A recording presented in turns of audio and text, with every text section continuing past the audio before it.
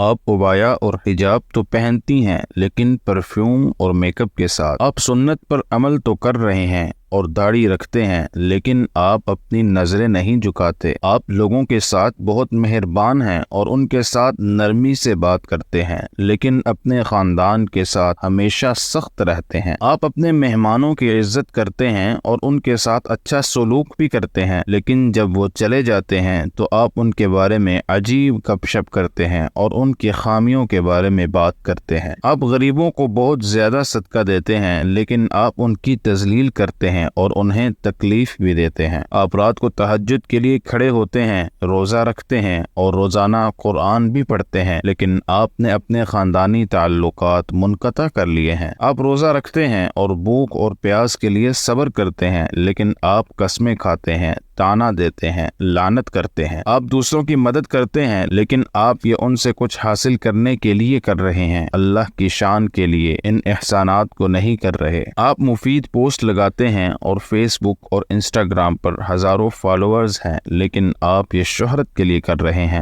اللہ کو خوش کرنے کے لیے نہیں۔ اپنی تمام نیکیوں کو ٹپکتی ہوئی بالٹی میں جمع نہ کریں، آپ اسے بھرنے کے لیے جد و جہد تو کرتے ہیں جبکہ یہ رسنے والے سوراخوں سے آسانی سے ختم ہو جاتی ہے۔ اللہ تعالی ہم کو حقیقی نیک اعمال کرنے کی توفیق دے اور وہ ہمیشہ ہم سے راضی رہے، آمین یا رب العالمین۔